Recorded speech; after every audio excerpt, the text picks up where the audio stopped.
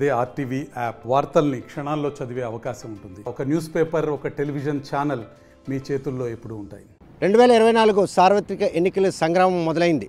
మాటల యుద్ధం కూడాను పరస్పరంగా జోరందుకునే అందులో భాగంగానే వైసీపీ పార్టీకి సంబంధించిన ఎంపీ అభ్యర్థిగా పేరాడ తిలక్ను ప్రకటించిన అనంతరం టీడీపీ వెన్నుల్లో వణుకు మొదలైందని చెప్పుకోవచ్చు. ఎందుకంటే ఆ పార్టీ రాష్ట్ర అధ్యక్షులు ఈరోజు ఎవరైతే అభ్యర్థి పేరు ప్రకటించారో ఆయన బలిపశువును చేశారు అన్నటువంటి ఒక మాటలు మాత్రం ఈరోజు చర్చనీయాంశంగా మారి ఇప్పటికే 2 పర్యాలు గెలిచినటువంటి తన అన్న కొడుకైన కింజరాపు రామ్మోహన్ నాయుడు గెలుపు కోసం బాబాయ్ ఈరోజు తన తోటి అభ్యర్థి విషయంలో అటువంటి అనుచిత వ్యాఖ్యలు చేయడాన్ని మాత్రం ఏ విధంగా పరిణామాలు తీసుకుంటున్నారో ఆయన వ్యాఖ్యలపై ఎటువంటి స్పందన ఇస్తున్నారనే ప్రశ్న మనతో వైసీపీ అభ్యర్థి పేరాడ తిలక్ ఉన్నారు. చూస్తే కనుక మాటల యుద్ధం ప్రారంభమైనట్టు అనిపిస్తుంది.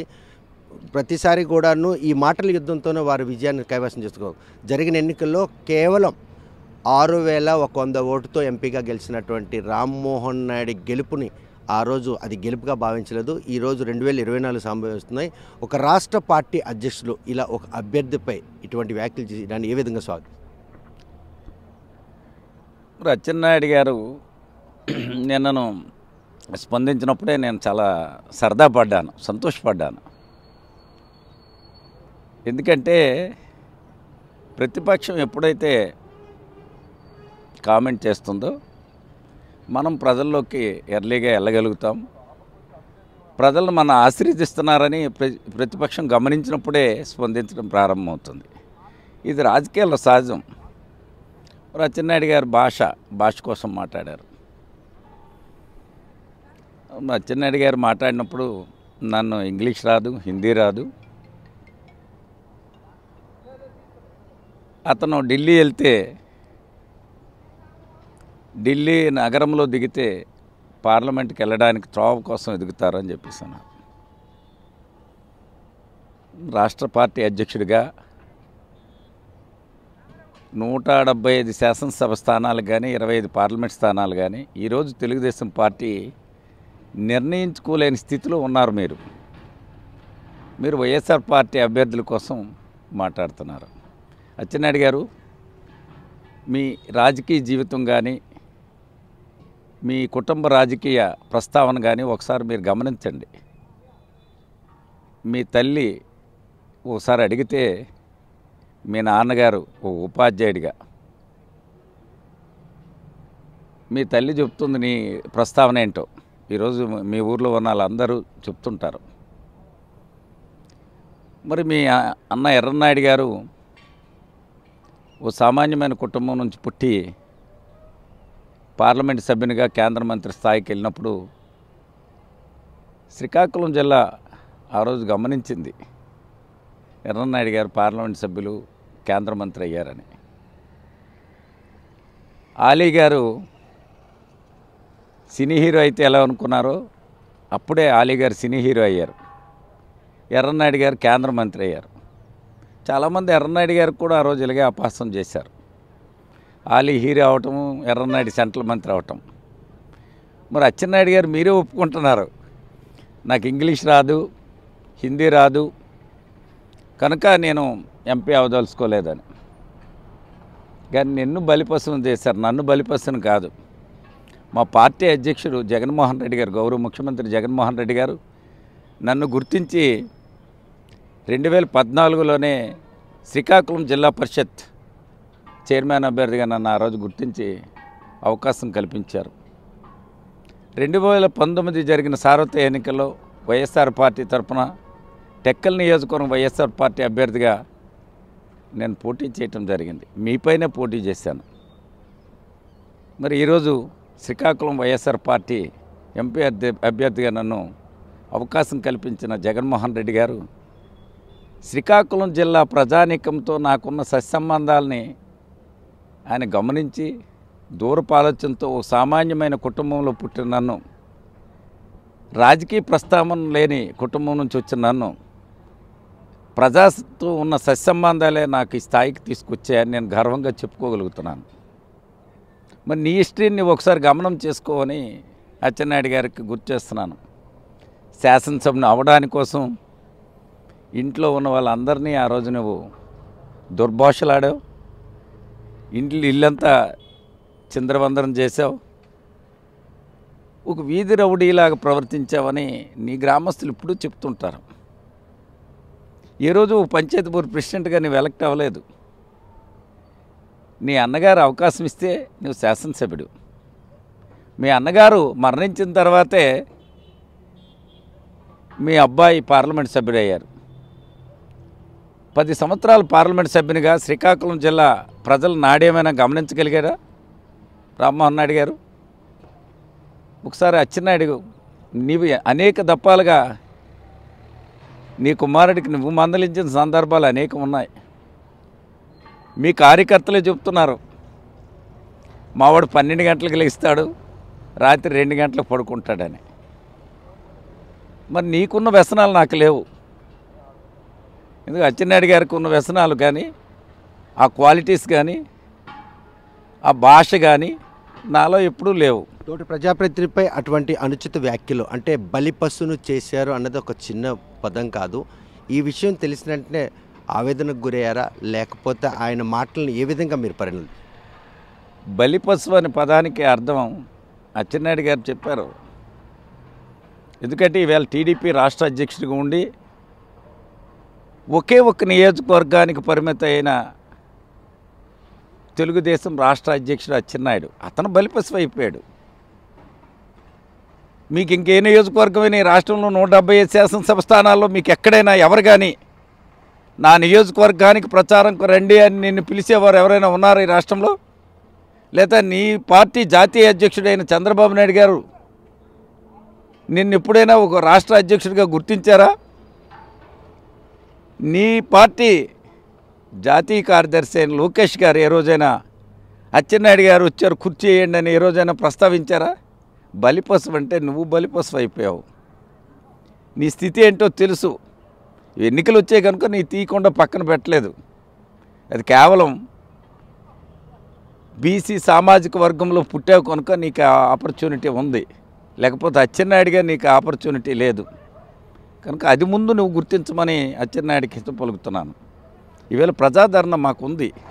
ఈరోజు రాష్ట్రంలో అనేక సంక్షేమ పథకాలు ఇచ్చి పేదవాళ్ళ మనస్తోసి పేదవాళ్ళ సంక్షేమ పథకాల ద్వారా ఆదుకున్న నాయకుడు జగన్మోహన్ రెడ్డి. ఈ రాష్ట్రంలో ఎక్కడికి మేము వెళ్ళినా సరే బ్రహ్మరథం పడుతున్నారు ప్రజలు. మొన్నే భీముల్లో జరిగిన సభ బ్రహ్మాండంగా విజయవంతమైంది.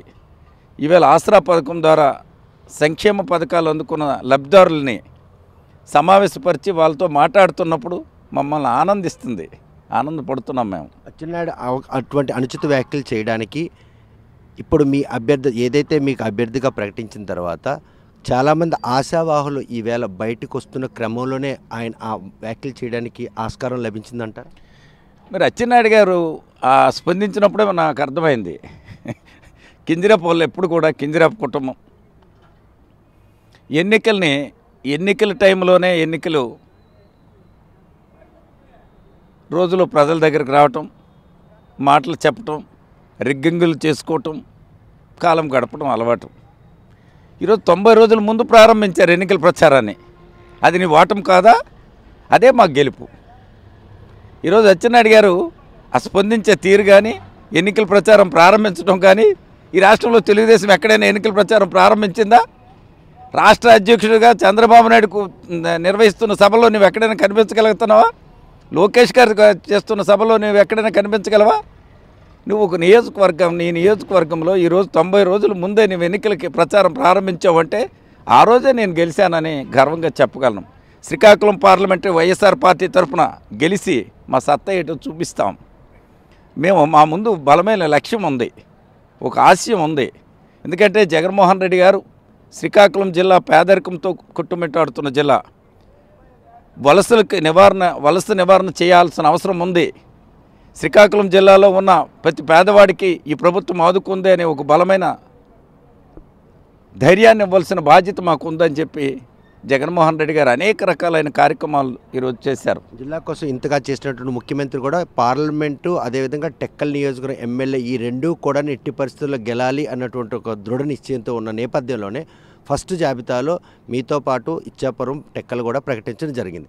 ఈరోజు మీ ప్రకటన తర్వాత చాలామంది వైసీపీ ఎంపీ టికెట్ ఆశించిన ఆశావాహులు ఒక్కరొక్కరుగా బయటకు వస్తున్న నేపథ్యంలో ఈరోజు గెలుపు ధీమా వ్యక్తం చేస్తున్నటువంటి తరుణంలోనే ఈరోజు ఆయన అటువంటి అనుచిత వ్యాఖ్యలు మీపై పర్సనల్గా చేయడం. రేపు జరగబోయే ఎన్నికల రిజల్టే అందరికీ సమాధానం చెబుతుంది. ఎందుకంటే ప్రజా జీవితంలో ఒక రాజకీయ పార్టీ అభ్యర్థిగా ఎవరైనా గుర్తింపు పొందాలంటే ప్రజలతో సత్సంబంధాలు కలిగి ఉండాలి. దీనికి భాష కొలబద్ద కాదు, ఎడ్యుకేషన్ అంతకంటే కొలబద్ద కాదు. ప్రజాస్వామ్య వ్యవస్థ పైన పూర్తి అవగాహన ఉండే వాడే ప్రజానాయకుడు అవుతాడు. ప్రజలపైన అవగాహన ఉన్నవాడు ప్రజానాయకుడు కాబోతాడు. వ్యక్తిగతంగా అచ్చెన్నాయుడికి మీకు ఏమైనా విభేదాలు ఉన్నాయి? ఈ మాట ఆయన వ్యాఖ్యానించడం మీపై? అచ్చెన్నాయుడు గారిపై నాకు కానీ నా పైన కానీ ఆయనకి వ్యక్తిగత అభిప్రాయాలు ఏముంటాయి? ఏముండవు. కానీ ఆయనకి తెలుసు ఒక బలమైన శక్తివంతులు మేమని. జరిగిన 19 ఎన్నికల్లోనే నా ఎలక్షనీరింగ్ కానీ మొదటిసారి అసెంబ్లీకి పోటీ చేసినప్పుడు ఆయన రాష్ట్ర మంత్రిగా తెలుగుదేశం అధికారంలో ఉన్నప్పుడు షార్ట్ పీరియడ్లో నాకు అవకాశం కల్పిస్తే ఎలక్షన్లో ప్రజల్లోకి చొచ్చిపోయే విధానం కానీ ఎలక్షన్ చేసే విధానం కానీ అతనికి అర్థమైంది. కనుక అతను ఫస్ట్ అటాక్ నన్నే చేయాలని పెట్టుకున్నాడు. దాన్ని నేను పెద్దగా పరిగణలో తీసుకుని అచ్చెన్నాయుడు మాట్లాడే ఏ పదాన్ని నేను పరిగణలో తీసుకోవాల్సిన అవసరం నాకు లేదు. ఈ శ్రీకాకుళం జిల్లా తాలగా ప్రతి నియోజకవర్గంలో, ప్రతి మండలంలో, ప్రతి గ్రామంలో చేయవలసిన అభివృద్ధి కార్యక్రమాలు అనేకం ఉన్నాయి. పెద్ద లక్ష్యం ఉంది. ఎందుకంటే ఈ శ్రీకాకుళం జిల్లా పార్లమెంటు సభ్యులు ఎవరు అయినా సరే వాళ్ళు నేషనల్ ఫిగర్స్. అనేక మంది జాతీయ లీడర్లుగా గుర్తింపు పొందారు ఇక్కడ పార్లమెంట్ సభ్యునిగా గెలిచిన వాళ్ళు. నాకు తెలిసి ఒక్క రామ్మోహన్ నాయుడు గారే 2 పర్యాయాలు అయినా సరే ఫెయిల్ అయిపోయారు. మేము చూసాను, మీరు అందరూ గమనించమండి, ప్రజలు కూడా గమనించమంటున్నాను. వివి గిరి గారు కానీ, రాజు గారు కానీ, గౌతులచ్చన్ గారు కానీ, మరి అనేక మంది బొడ్డేపల్లి రాజగోపాలరావు గారు, అప్పయ్యదొర గారు, డాక్టర్ విశ్వనాథం గారు, కృపారాణి గారు, అనేక మంది నేషనల్ లీడర్స్గా ఏదో ఒక రంగంలో వాళ్ళంటూ ఒక ముద్ర వేసుకున్న నాయకులు. మరి దాంట్లో ఎర్రనాయుడు గారు కూడా ఉన్నారు. నిజంగా ప్రజలతో నిరంతరమును ఎర్రనాయుడు పేరు చెప్పుకొని రాజకీయ ప్రస్తావన చేస్తూ రాజకీయాల్లో కాలం గడుపుతున్న నాయకులు అచ్చెన్నాయుడు గారు, రామ్మోహన్ నాయుడు గారు. ఎర్రనాయుడు అనే పేరు తీస్తే వీళ్ళు అడ్రస్ ఏంటో ఒకసారి చెప్పమనండి. ఈరోజు వీళ్ళకున్న స్థితిగతులు ఏంటో చెప్పమనండి. నాది పంచాయతీ బోర్డు ప్రెసిడెంట్ నుంచి, ఒక సామాన్యమైన కుటుంబం నుంచి వచ్చి పంచాయతీ బోర్డు ప్రెసిడెంట్గా, ఎంపీటీసీ సభ్యునిగా, మండల వైస్ ప్రెసిడెంట్గా, జడ్పీటీసీగా, మరి అనేక పదవులు నిర్వహించిన జిల్లా యువజన అధ్యక్షునిగా, వైఎస్ఆర్ పార్టీ 2019 అభ్యర్థిగా, నా మిస్సెస్ జిల్లా పరిషత్ చైర్మన్ అభ్యర్థిగా, ఈనాడు పార్లమెంట్ అభ్యర్థిగా అంచెలంచెలుగా ఎదిగి వచ్చిన వాడిను. ప్రతి సామాన్యమైన ప్రజల తాలూకా కష్టాలు తెలిసిన వాడును. ప్రతి గ్రామం పైన అవగాహన ఉన్నవాడును. ఈ జిల్లాలో ఉన్న ప్రతి గ్రామంతోనూ నిత్యము సత్సంబంధాలు కలిగిన వాడు. నా పార్టీ నాయకులు, అనేక మంది రాజకీయ యోధులు, అప్పయ్యదొర గారితో కలిసి పనిచేశాను.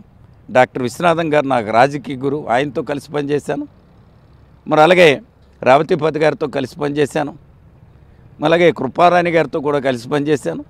మరి ధర్మాన ప్రసాదరావు గారికి అత్యంత ఆప్తునిగా, స్నేహితునిగా, ఆయన తాలుగా అభిమానిగా ఇవాళకి కొనసాగుతున్నాను. అలాగే కృష్ణదాస్ గారు, మరి పెద్దలు తమ్మినేని సీతారాం గారు, ఈ పరిచయాలే ఈరోజు ఆయన మీ మీద ఇటువంటి వ్యాఖ్యలు చేయడానికి అవకాశం కల్పింది. అందరితోనే మంచి సత్సంబంధాలు ఉండటం వల్ల ఉలిక్కి పడుతున్నాడు అచ్చెన్నాయుడు. అచ్చెన్నాయుడు మాటలు నేను పరిగణలో తీసుకోవాల్సిన అవసరమే నాకు లేదు. ఆయన మాట్లాడేది నాకు సంబంధించిన అంశం కింద నేను భావించట్లేదు. రా, నీకు ధైర్యం ఉంటే, దమ్ముంటే ఎన్నికల్లో చూద్దాం. రేపు ఎన్నికలు 24 తర్వాత మాట్లాడదాం. అచ్చెన్నాయుడు ఎక్కడ మాట్లాడాలో నేను గట్టిగా చెప్తున్నాను.